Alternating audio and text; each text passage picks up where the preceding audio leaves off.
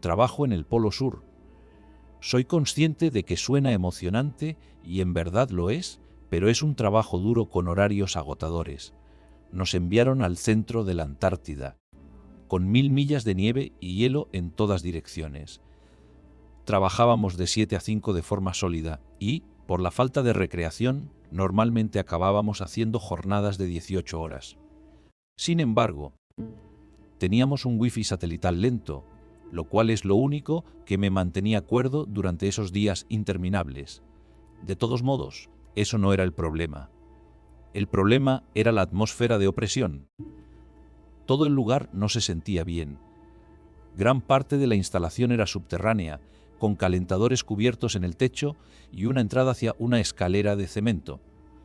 El búnker era lo que uno esperaría: un cuadrado gris de concreto con áreas de dormitorios para hombres y mujeres y unas pocas habitaciones para parejas, un baño grande con regaderas y cubículos de inodoro, además de 3 laboratorios y una cafetería completamente abastecida, todo sin ventanas.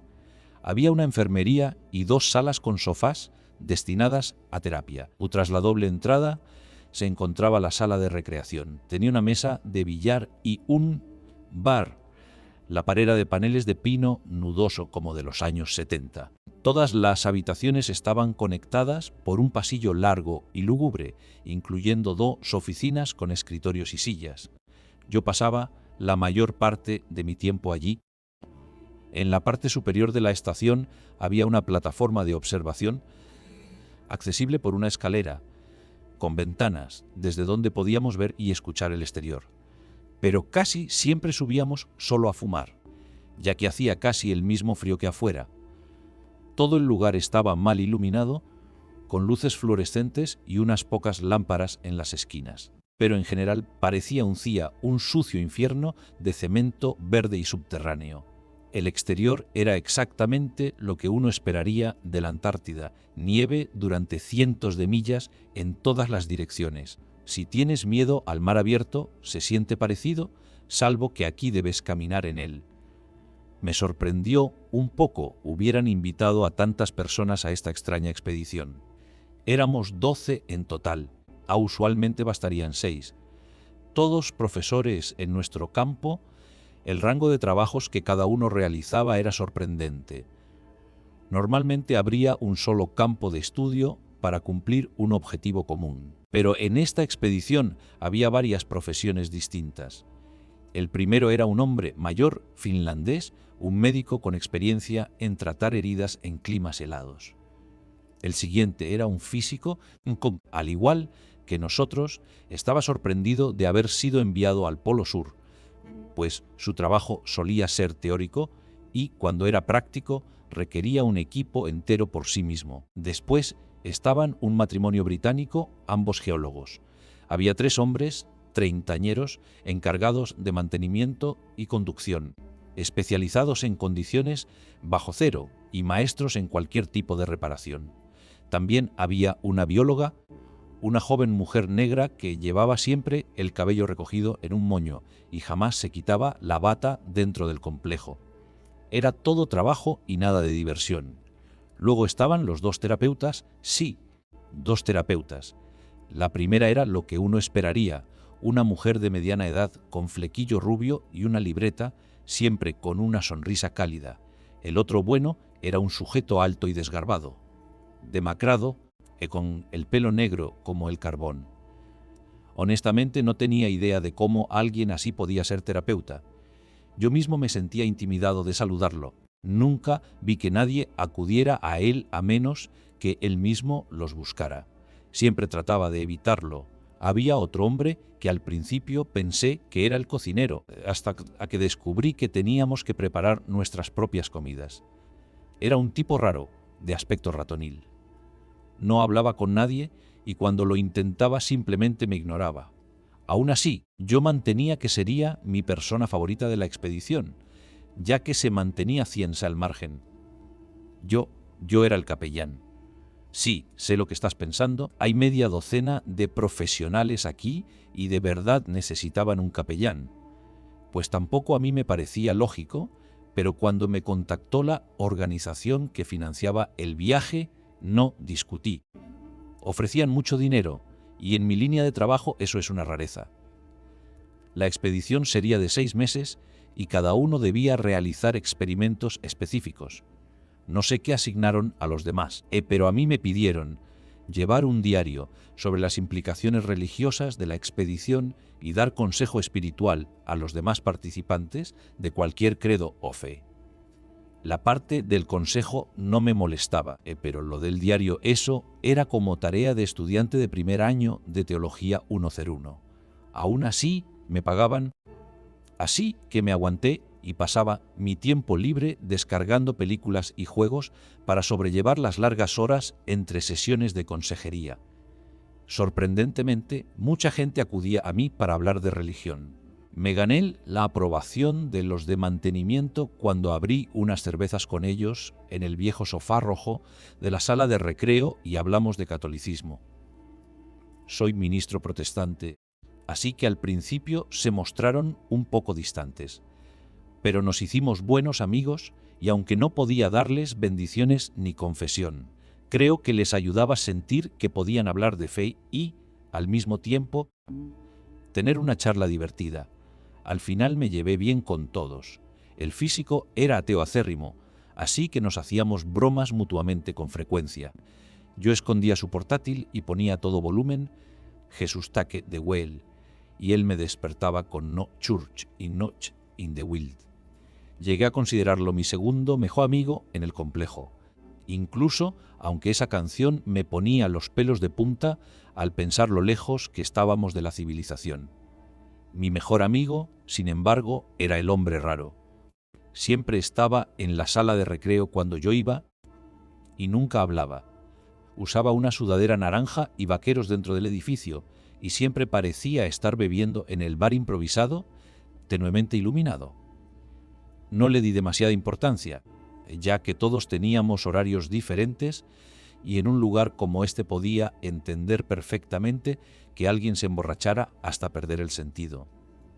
Era un lugar solitario la mayoría de los días, comíamos la mayor parte del tiempo en nuestros propios puestos, casi siempre comidas congeladas o raciones mere. Yo pasaba bastante rato con el doctor, era budista, así que muchas mañanas meditábamos juntos en su enfermería bajo las zumbantes luces fluorescentes. Él decía que el lugar le daba una sensación extraña, que era difícil encontrar la calma en ese bloque de cemento enterrado bajo la nieve. Con el tiempo, a mí también empezó a afectarme. Cuando estaba solo y las luces se apagaban, juraría que podía oír susurros. Tras un incidente en particular, en el que juraría haber escuchado palabras claras, comencé a usar auriculares todo el tiempo. Me ayudaban bastante, llenaban mis oídos de ruido y bloqueaban al mundo exterior. Una vez por semana nos lanzaban suministros de la base costera a cientos de millas de distancia. Reponíamos cigarrillos, whisky y otras no esenciales, además de comida y agua. Quien financiaba todo esto estaba gastando un dineral. Nunca conocí al cliente principal, solo me contacté con sus representantes. Según decían, el hombre que lo financiaba era muy rico, muy obstinado y muy religioso, y estaba profundamente interesado en esta expedición. Quería que tuviera éxito, pero nadie sabía cuál era su objetivo real. También, una vez por semana, salíamos con el rover de nieve, un subgigante capaz de moverse sobre hielo y nieve. Tomábamos muestras de hielo y revisábamos el sitio de excavación del equipo anterior. No podía imaginar el trabajo que supuso construir la instalación en medio de la nada, pero seguro que les pagaron una fortuna. Algunos días salíamos todos solo para ver el sol. Durante una ventisca no podíamos, pero la mayoría de los días solo salía el equipo necesario para la excavación. Siempre debíamos llevar un arnés unido por cuerda al vehículo para evitar resbalarnos en el hielo y lesionarnos. Solo podíamos salir una vez a la semana debido a las condiciones exteriores y la distancia al sitio de excavación.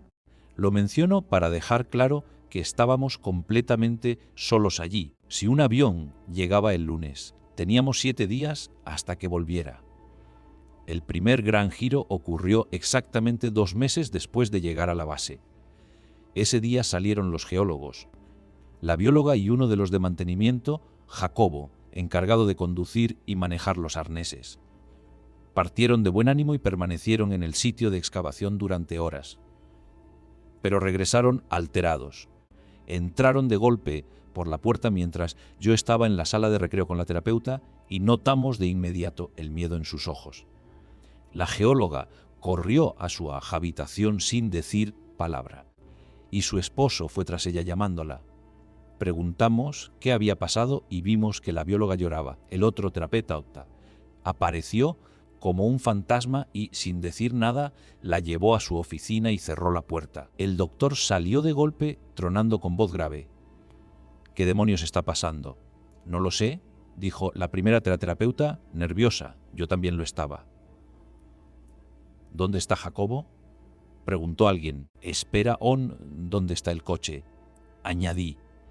Al abrir la puerta hacia el exterior, no vimos nada más que nuestra bandera, un largo rastro de huellas y millas de hielo brillando bajo el sol.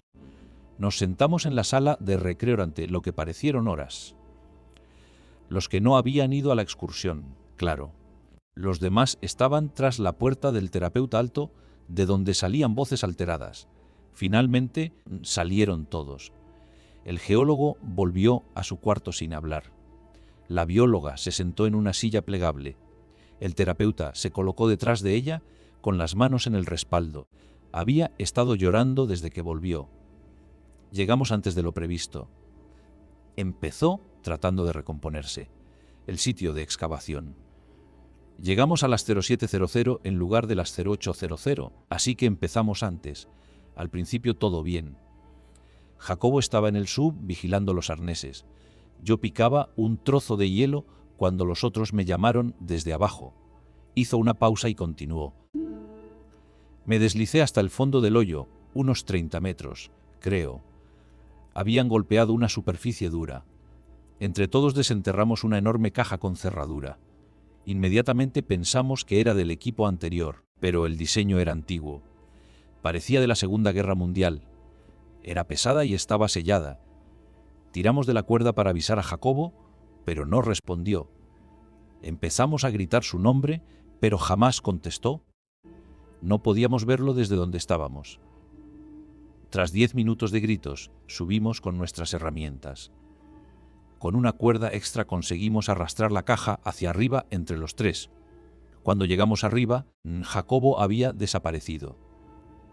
Registramos los alrededores durante más de 1 hora, pero con la visibilidad perfecta habríamos tenido que verlo. Buscamos agujeros en el hielo o huellas, pero sus pisadas no se movían del lado del vehículo. Cargamos la caja en la parte trasera y seguimos buscando. Entonces lo vimos, algo que deberíamos haber notado antes. Desde lo alto del vehículo, vimos un enorme mensaje escrito en la nieve. Corre. La miramos incrédulos con esa sensación de culpa de no haber hecho lo suficiente. La bióloga rompió a llorar otra vez. Entramos en pánico. Conducimos como pudimos, pero ninguno sabía manejar un vehículo para nieve y hielo. Chocamos con un bache enorme a 1 milla de aquí. Dejamos el coche y volvimos caminando.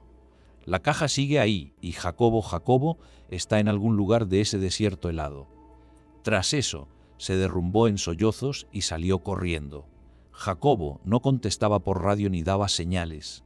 El sitio de excavación estaba a 1 hora de la base y nosotros a miles de millas de cualquier otro investigador.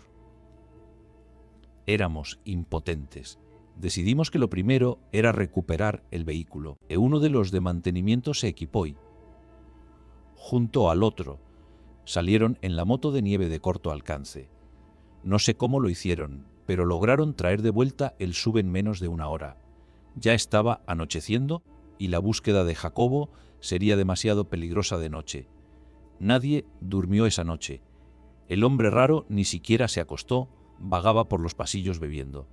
Yo me quedé en mi litera escuchando música para tapar los sollozos que se oían a lo lejos.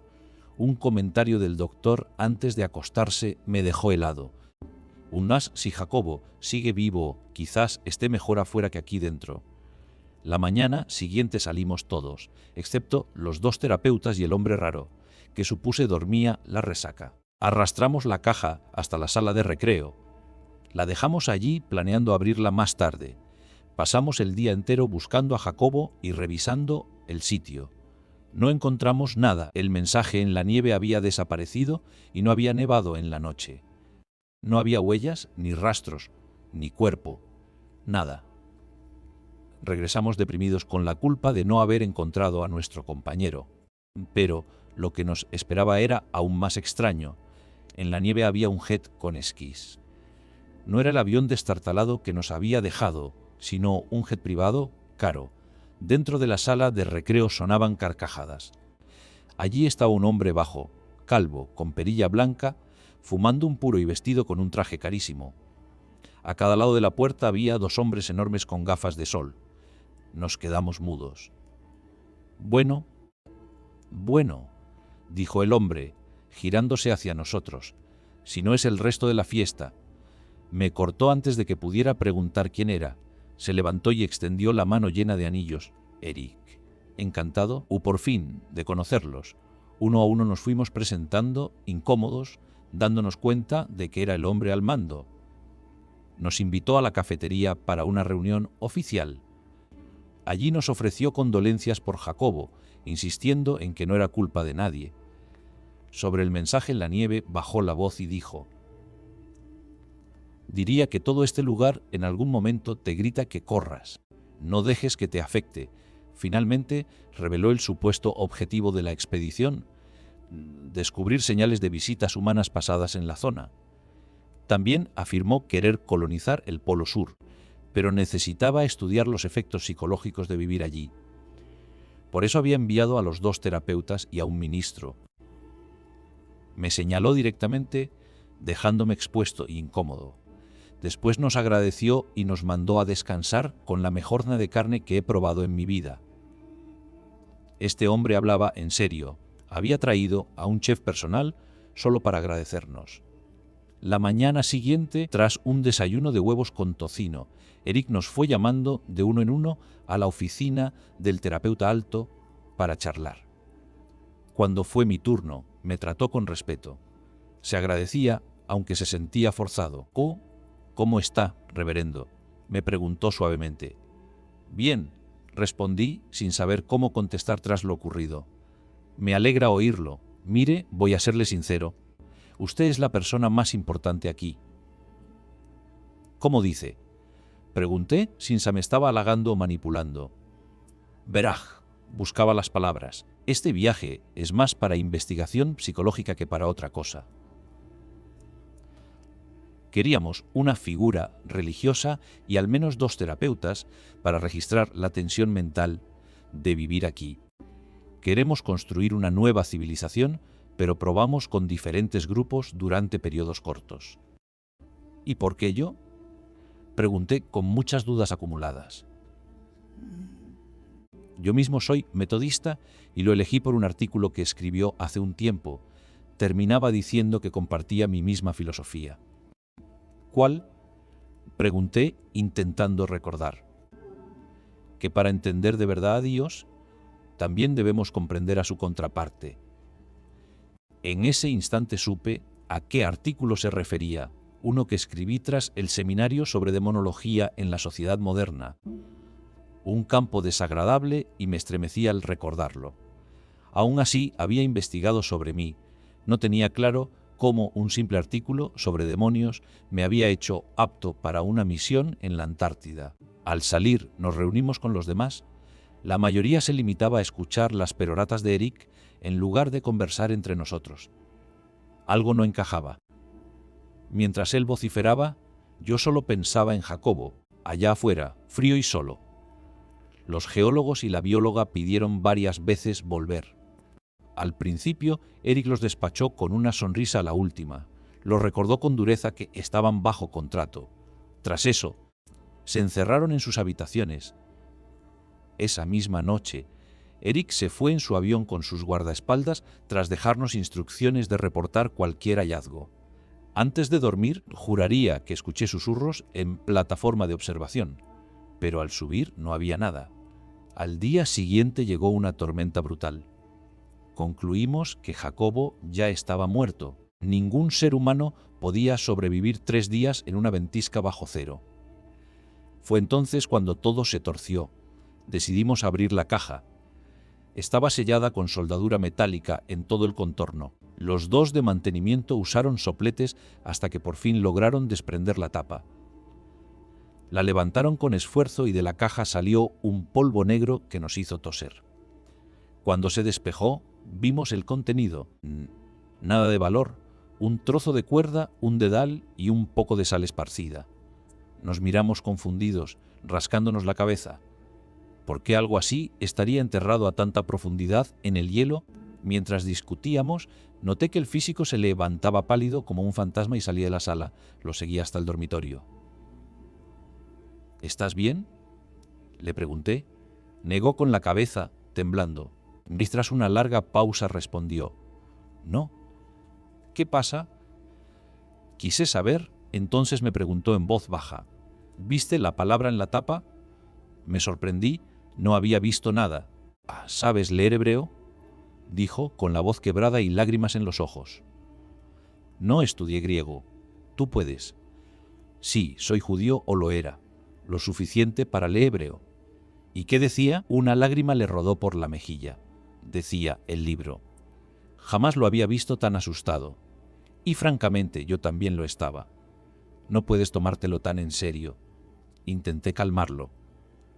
«No, me interrumpió gritando. «Tú sabes tan bien como yo que este lugar está maldito, te hace cosas». La primera semana perseguí huellas alrededor de las duchas cada mañana, solo para darme cuenta de que estaba completamente solo. Le puse la mano en el hombro. «Vamos a estar bien». Ojalá pudiera creer mis propias palabras. La caja irradiaba una sensación rara, inquietante. Esa noche, alrededor de las 2 de la madrugada, me despertaron unos pasos. Eran tan fuertes que los escuché incluso con los auriculares puestos.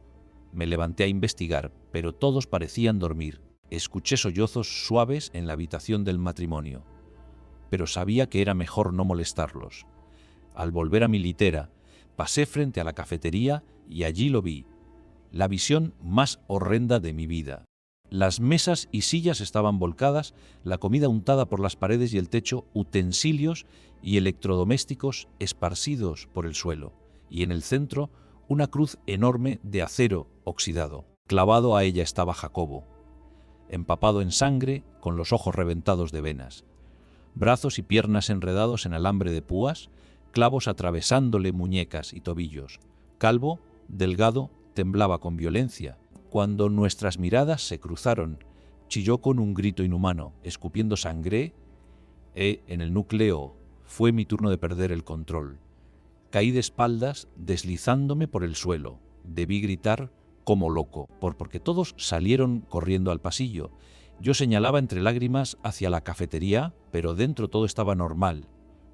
Ninguna cruz, ningún Jacobo, nada roto. Lo último que recuerdo es ducharme y abrir una botella de whisky. 3 horas más tarde desperté en la sala de recreo, cubierto con una manta. Juana, la terapeuta amable, dormía en el sofá de enfrente. Ella era dulce. Seguro estaba decepcionada de mi falta de profesionalismo. Aún borracho, me levanté. Todos seguían dormidos y la ventisca rugía afuera. Caminé por los pasillos y otra vez escuché los sollozos del cuarto del matrimonio. Esta vez pensé que quizás necesitaban ayuda. Toqué la puerta suavemente, pero el llanto no se detuvo. Antes de insistir, tuve que correr al baño a vomitar. Mientras me enjuagaba la boca, vi una figura salir del baño. Alta, oscura. No alcancé a distinguir más. Ya había tenido suficiente. Volví a mi litera y caí en un sueño inquieto, pero al menos dormí. Me despertaron sacudidas en el brazo. Abrí los ojos y vi a uno de los de mantenimiento. Se fue la luz y hay gente desaparecida. Me levanté tambaleando. En el pasillo se escuchaban voces desde la cafetería. Solo otro cuerpo quedaba en el dormitorio, el físico, de espaldas, mirando la pared. Lo llamé, pero no se movió. Solo me tranquilizó ver que respiraba. Entré a la cafetería. La iluminaban velas sobre las mesas. Allí estaban la bióloga, Juana, el doctor y los dos de mantenimiento. Conmigo éramos menos de la mitad del grupo original. «Miren quién apareció», dijo uno de los de mantenimiento. «Vas a asustarnos otra vez», no respondí. Solo me senté junto al doctor. Pregunté por los geólogos. «¿No responden en su cuarto?», dijo Juana, los ojos envejecidos por el cansancio. «El otro terapeuta también falta», añadió alguien. «Nos vamos a ir en cuanto acabe la ventisca», dijo la bióloga. «Que se joda el contrato». «¿Cómo? ¿Estamos a 1000 millas de la base más cercana?», repuse, que no quería arriesgarme a una muerte segura solo por claustrofobia. «Tenemos un trineo grande», explicó uno de los de mantenimiento. «Lo cargaremos con todo el combustible. Solo necesitamos llegar a unas 50 millas de la base más cercana para entrar en contacto por radio. Tenemos GPS. Conduciremos por turnos, despacio, evitando grietas». El doctor asintió. Todos estuvimos de acuerdo. Pasaríamos unos días juntos, esperando que los desaparecidos volvieran. Si no, nos marcharíamos. El resto del día lo pasamos en la penumbra, hablando poco, intentando llenar el vacío. Las velas proyectaban sombras inquietantes. Al anochecer, Juana sugirió ir a ver a los geólogos. Nos acercamos al pasillo donde se escuchaban sollozos. Eran más suaves, pero constantes. Juana golpeó la puerta. Esperó, volvió a golpear. Nada. Gritó que iba a entrar, pero estaba cerrada. Uno de los de mantenimiento empezó a golpear con los puños y a amenazar con derribarla. Sacó un manojo de llaves y logró abrir. Dentro había una pesadilla. Sangre por todas partes, paredes, cama, techo, suelo. Todo bañado de rojo. En la cama estaba el geólogo. Ojos abiertos, boca congelada en un grito. La garganta arrancada, las piernas devoradas hasta el hueso. A su lado, sentada, estaba su esposa. Cubierta de sangre, lloraba y masticaba. Entre sollozos escupía carne mientras su rostro se deformaba en furia pura. Intentó gritar, pero solo salió un gargajo ensangrentado. El de mantenimiento cerró la puerta de golpe. Todos entramos en pánico. Empujamos mesas y muebles para trancarla. Juana se encogió en posición fetal, temblando. «Nos vamos mañana», dijo el doctor entre jadeos. Afuera la ventisca rugías. A veces el viento era tan fuerte que parecía burlarse de mí. Me dormí un momento hasta que un estruendo me despertó. Subimos a la plataforma de observación. En medio de la tormenta, apenas visible, había fuego. El suba ardía, rodeado de bidones de gasolina. Encima de las llamas danzaba una figura desnuda. La bióloga llevó la mano a la boca. Juana era Juana. Gritaba mientras su piel se carbonizaba, hasta que cayó y quedó en silencio. Regresamos a la sala derrotados. Nadie habló hasta el amanecer. La mañana siguiente salimos a preparar el trineo. El viento había bajado un poco. El doctor y uno de los de mantenimiento revisaban el motor, mientras la bióloga y yo cargábamos combustible y provisiones. El otro de mantenimiento vigilaba, de repente. Escuchamos gritos desde adentro. Corrimos hacia el pasillo y lo vimos, el físico con un cuchillo de cocina encima del doctor. La sangre manaba a borbotones de su cuello. El de mantenimiento lo golpeó con una llave inglesa y el físico cayó al suelo. No respiraba. El doctor tampoco. Nos quedamos helados. El grupo se reducía más y más. La bióloga entró en shock, temblando y murmurando incoherencias. El de mantenimiento trató de calmarla, pero ella lo mordió con fuerza en la mano. Él la apartó de un empujón. Yo la sujeté, pero era como contener a un animal rabioso. Con lágrimas en los ojos, la estrangulé con todas mis fuerzas hasta que dejó de moverse. Me desplomé al suelo, sin aire, llorando como un niño. El de mantenimiento me ayudó a ponerla en una manta y llevarla afuera. La dejamos en la nieve. Decidimos que teníamos que marcharnos ya, aunque fuese una locura. Encendimos el trineo y avanzamos hacia el blanco infinito. El motor rugía. El viento golpeaba nuestros rostros. Tenía la esperanza de sobrevivir, Pero tras una hora de viaje, vimos algo que nos heló la sangre. El mensaje en la nieve otra vez, a correr. Era el mismo, escrito con precisión. No podía ser coincidencia. El de mantenimiento gritó y giró el volante.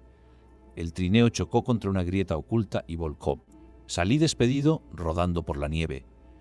Cuando levanté la cabeza, vi al de mantenimiento bajo el vehículo destrozado. Yo apenas podía moverme, tosí sangre. La ventisca me rodeaba, blanca, infinita. Y entonces lo escuché, un susurro suave, pegado a mi oído. Tú eres el último. La nieve empezó a cubrirme. El frío entró en mis huesos. No podía luchar. Antes de perder el conocimiento, pensé en Eric, en la caja, en la cruz de Jacobo. Todo había sido planeado. Nunca fue un experimento científico. Éramos ofrendas. Lo entendí demasiado tarde.